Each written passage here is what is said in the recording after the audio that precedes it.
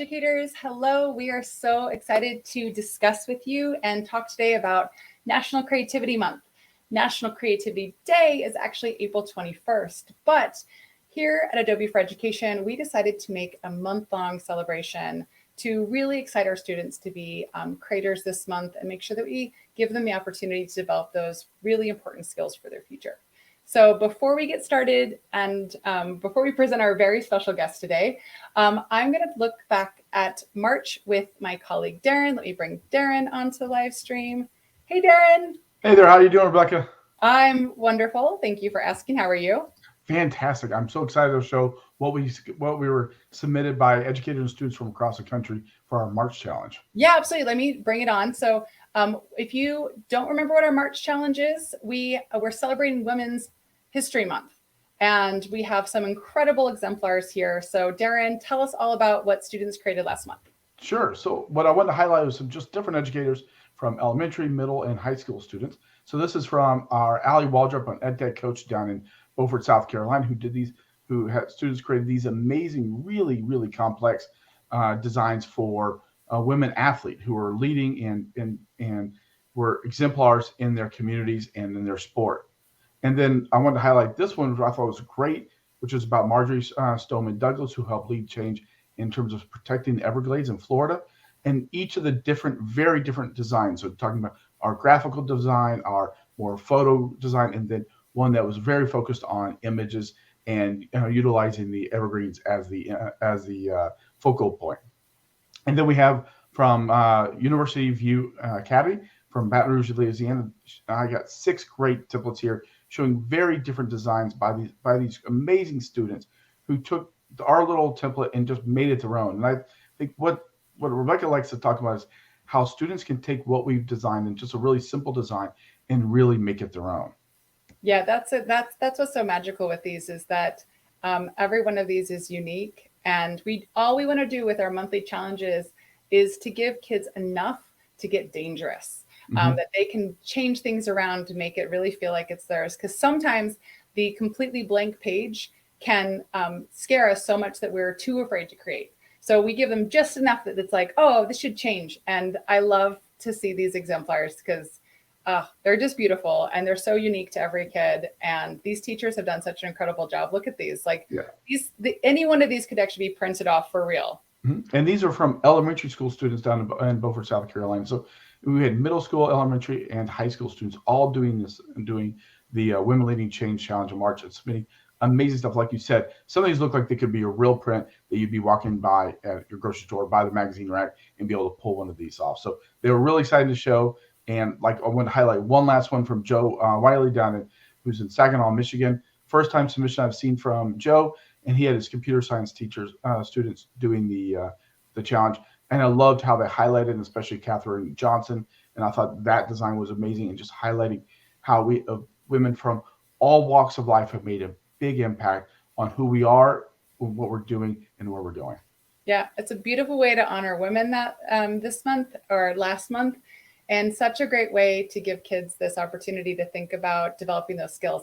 I would not be surprised if we have some future graphic designers, future editors, future writers inspired for the first time to tell those stories and make a big impact in the world. So 100%. Aaron, thank you so much for coming on and sharing this with us. Thanks for letting me share every month. Absolutely. All right. We'll move on to our next topic, which is actually what we're here to talk about today. So a really quick preview of this. This is our latest challenge. Like I said, we decided to take over April, and we're going to be celebrating creativity all month. So we're going to be talking a little about the challenge. Of course, let me grab up that banner. You can find out more by going to the link here, or just going to our edX and looking for our challenges page, but we'll pop it in the chat as well. So please, we'll be checking out. So we're going to be exploring this, but we have an incredibly special guest who, if you are not following on Instagram or social media, then you're missing out. And I'm so honored to invite Danielle Krysa on. So let me bring her on. Hi, Danielle. Hi. Thank you so much for coming on. We're so excited. Thank you so much for having me. Oh, this is so fun. So if you don't know about Danielle, then you've been under a rock and you've missed out on this incredible author and curator and artist And let me turn that ticker off. And so again, first of all, following this Instagram, it's the Jealous Curator. That's a great gateway in to learning more about. There's also the TED Talk. There are, what is it, 7, 5, 6, 7? How many books is it that you've written? Seventh is my one that just came out, is number 7. 7 books. And so we're going to interview real quick, and then we're going to create something together. So as you know that we're focused on National Creativity Month, but you really celebrate creativity all year long with all the work that you do. So tell us a little bit about what you do as a creator, as an author, as a curator, and an artist. Well, it's a little bit of everything all the time, every day. So when I'm working on a book, it's all book all the time. Although in the last couple of years, like really when COVID hit, I've really ramped up my own art practice. So I have a studio in my basement, and I spend a lot of time in there making art. And then I try and schedule myself so that I have time to make art, time to write books, time to do daily posts, and all of the things in between. Oh, that's such discipline. That's amazing. Like I said, you're posting all the time, and you have everything, and you just wrote a brand new book. So let me share that out. This is really exciting. So this is the Art and Joy, Best Friends Forever. I know you have a book there. We'll put this in the chat as well. So you can go to Random House where you can find you have Art and Joy, and you also have How to Spot an Artist on there. So tell us a little about this book and what you were inspired to create. Well, yeah, so this one is called Art and Joy, Best Friends Forever. And part of the reason I switched, I've done 5 grown-up books, and I'll probably do more in the future, but what I started to notice at the book signings for the grown-up books, which are all about jumpstarting creativity and getting unblocked and shutting down your inner critic, all of the people I was talking to, were sort of ages 30 to 90. So many of them told me that when they were 6, 7, or 8, so sort of first, second, third grade, that they were stopped creatively. Like, so either a parent or a grandparent or a kid in class or a teacher or somebody said something to make them believe that they couldn't make art, they weren't good at art, there were no careers in art, that it was just a hobby. And so I thought, well, I can write another grown-up book about getting unblocked and not listening to your inner critic, or I could sneak around to the front and talk to kids when they are, kindergarten to right through high school, even university, to say, if you ever meet the art bully, who's your inner critic or an outer critic, look what he said about my book. This book is silly, weird, messy, and wrong. Oh my gosh. So if you ever meet one of those at some point, that you'll know you don't have to listen to that, and that art and joy should always be friends. Because when we get older, as a lot of us know, as adults, we kind of start to push the joy out of the creativity and art making and writing and everything, because we're so concerned with, will it get published? Will a gallery pick it up? Will someone buy it? All of those things that tends to push joy right out of the picture. So in the story, art does sort of loses way, and joy kind of gets pushed to the side, and it's sort of that journey of reuniting them, because they really are better hand in hand. Mm-hmm. Yeah, there's so much research around students learning in joy and generative thinking and joy. And the second that you bring that constructive, that critical thinking in, you stop being able to generate. You have to stay in that space. And we do that as colleagues all the time. We're kind of the day like, okay, like staying in a generative space right now. Let's think in this way.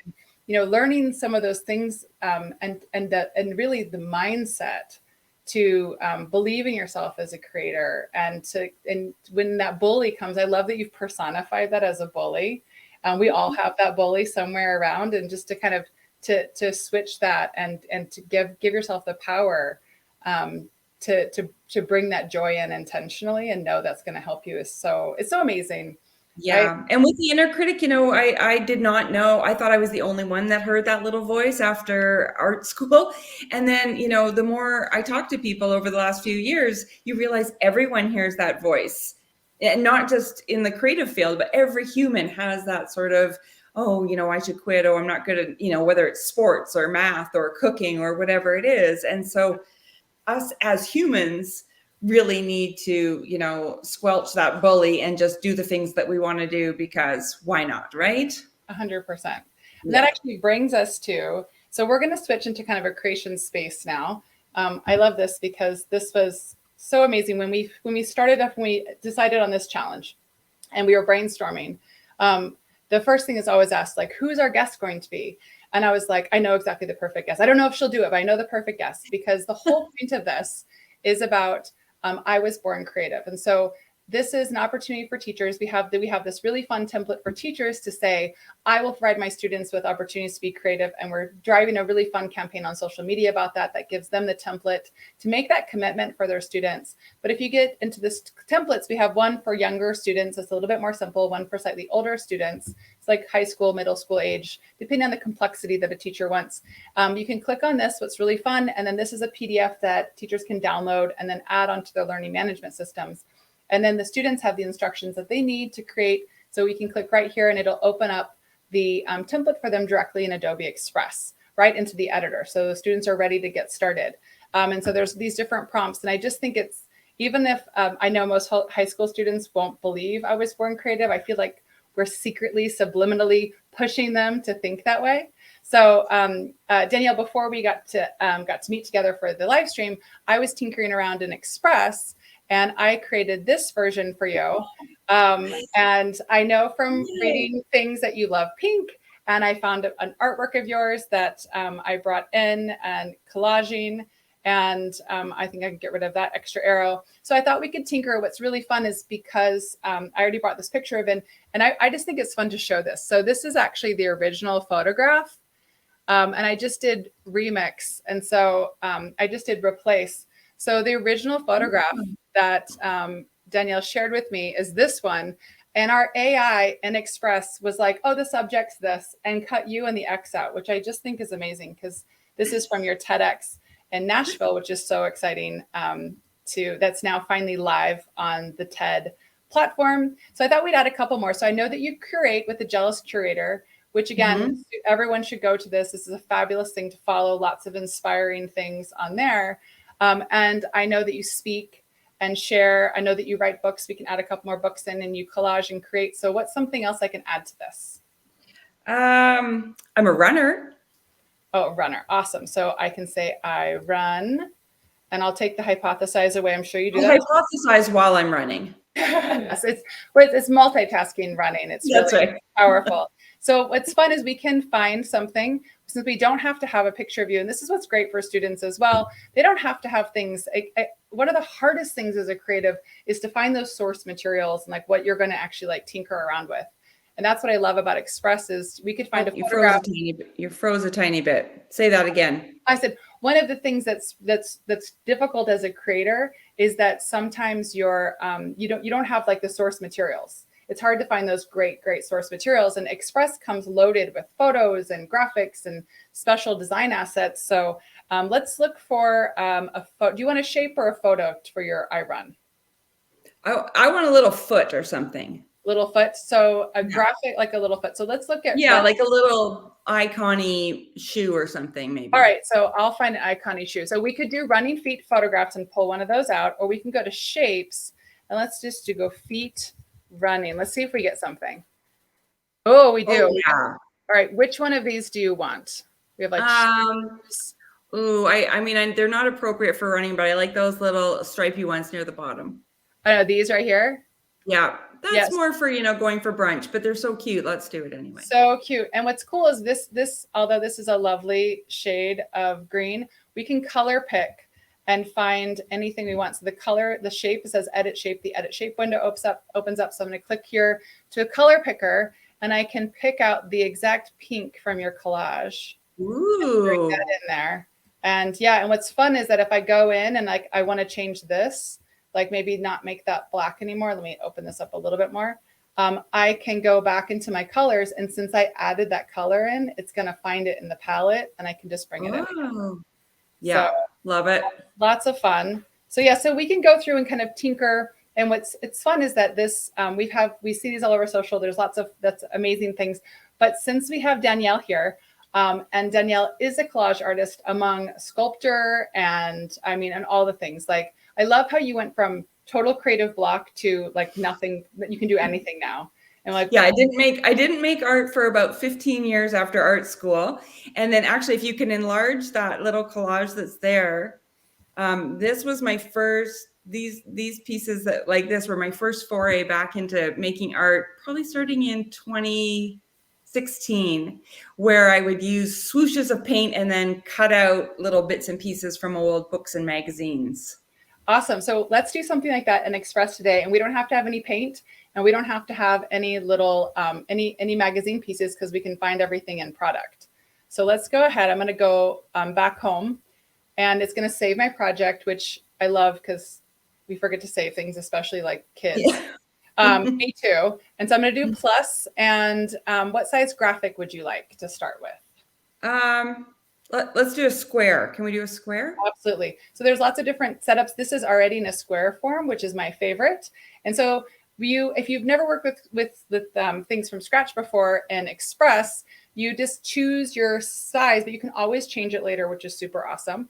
And then you can add things in. So we add stuff in on the left and we change things on the right. That's kind of the orientation of the interface. So we can start off with a photograph.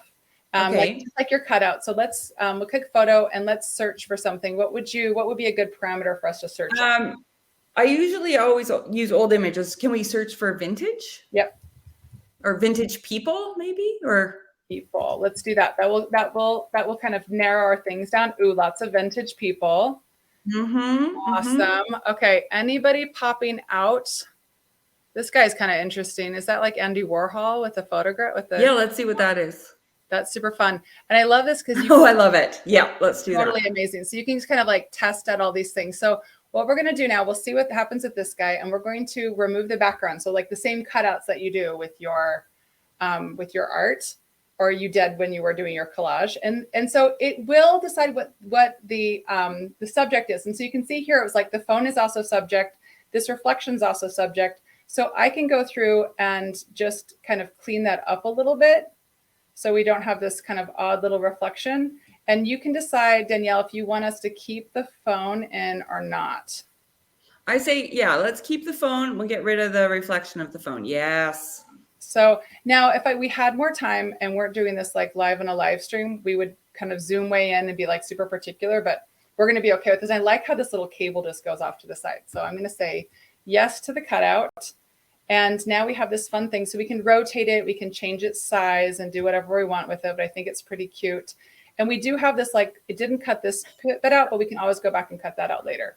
So now what do we want to add with this? We can go into design assets, and you have those paint pieces. So we have brushes. I can look here and say more. And there's look at them all. Watercolor. Okay, let's do, what's that pink swoosh right there? Oh, lower, one lower. Nope. Yep. That is watercolor, right? Nice. So let's make that his table, kind of like. I like that. Yeah. Mm-hmm. Oh, awesome. Yeah. Okay, so let's move this down to the bottom. There we go. Oh, yes. Wow. This would have saved me some time. I know, right? Okay. What's on his head? Are those clocks or something? Yeah, let me zoom in. It's like some sort of a strange like thinking device, probably from. Oh, yeah. Okay. Can we erase off just that top little, like above the, yeah. Right there? Absolutely. Yeah, and then we can make paint shoot out of that. So fun. So I'm going to click edit cutout and go back in, and I can change the size of my brush. But since I'm zoomed in, this is really good. I can just go like that and a little bit right there. Oh, yeah. If I wanted to, I could get a tiny little brush. I want to do that, but I'm not going to do the next. Well, I don't want people to sit and watch me for 3 minutes, like tinkering. So now we can zoom back out again. Let's go to like 100%, maybe 75%. There we go. Okay, so we're going to find some paint to splish out of his head. So we'll go back to design assets. Any chance there's like a rainbow swoosh or something? Let's see. We've got watercolors easy to blend. So we've got warm tones, marbled watercolor. Let's see what we've got there. We can also we can go back to design assets. Let's look for rainbow. Let's see what we find. So that's some more. Oh, things. yeah. Let me know if there's something that like I'm just going. Okay, yeah, like see those ones a little bit higher up. They're kind of just like a band of rainbow. Like yeah, these? right. A little bit higher. One more. Yep, that middle one. Okay, see now. Yes, I'm loving this. Yeah, right.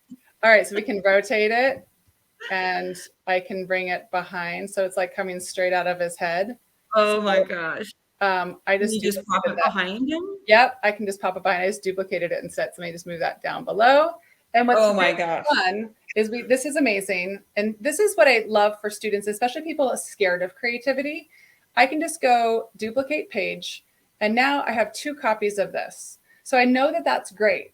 If we sat and tinkered for like, let's do 1 more minute and tinker and make a second version. And then you can see what we like. So what do we want to change of this? Do you want to change the subject or the paint? Yeah, let's change the subject. I liked all those vintage things. Awesome. So we're going to replace him with, this is kind of fun. This guy's throwing a baby in the air. Okay, let's do it. I'm going to try that one. I like this background too. It's in color, but we can throw it into black and white. There's also this cool girl on a bicycle. Oh my gosh, I love that. That's super fun. And so it already automatically, since we had already put that one cutout on there, so we can even make him, you tell me what to do. We've got the paint daubs, we got the rainbow. Yeah, can we get a blue swoosh or can we change that? Let's get a different paint. Yeah, we can totally replace this. So we had done, we said you liked the pink. Let's go back to watercolor and let's like a blue watercolor. Cool tones. Ooh, I like that top one on the left, with this one? I know, right? Kind of turquoisey pond. Yeah, and so since I replaced it, it actually cropped for me. So let me just I see, that. There we go. And